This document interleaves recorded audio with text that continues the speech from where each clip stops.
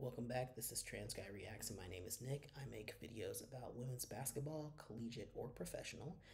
And today I want to talk about Sue Bird becoming a part owner of the Seattle Storm.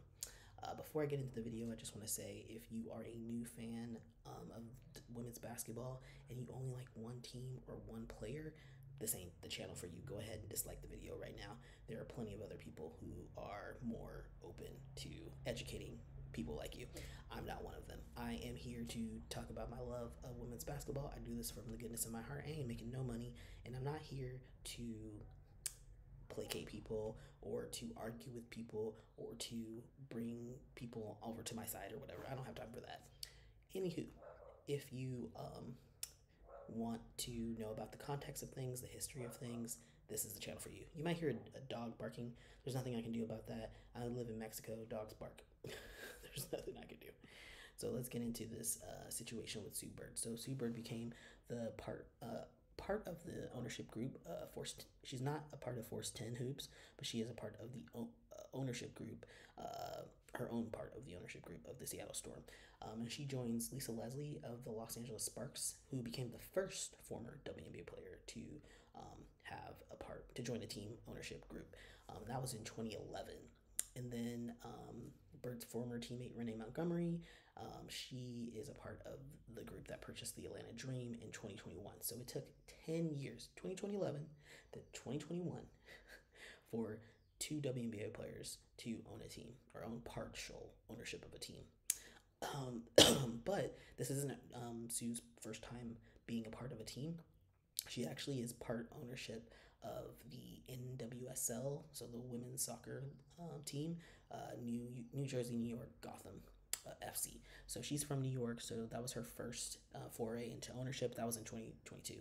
But this is the first time that she's getting a WNBA ownership rights. And so 2011, 2021, and now 2024. So it's going a little bit faster. But I would say like Sue Bird is one of the few WNBA players who has money to put into own a team. Her playing overseas during the very, very lucrative time of like I would say the mid 2000s, where Russian and Turkish and Chinese, all of these ownership groups, they have different laws, and they were paying WNBA players their worth. So they were getting bank, making close to over $1 million a season playing overseas. So she already had a lot of money from that, and I'm assuming she did really well with investments. So that's not the case for all WNBA players, but for Sue, for like Diana Taurasi, I don't know, Tina Thompson, Lauren Jackson, those folks, those people, yeah, they have a decent amount of money.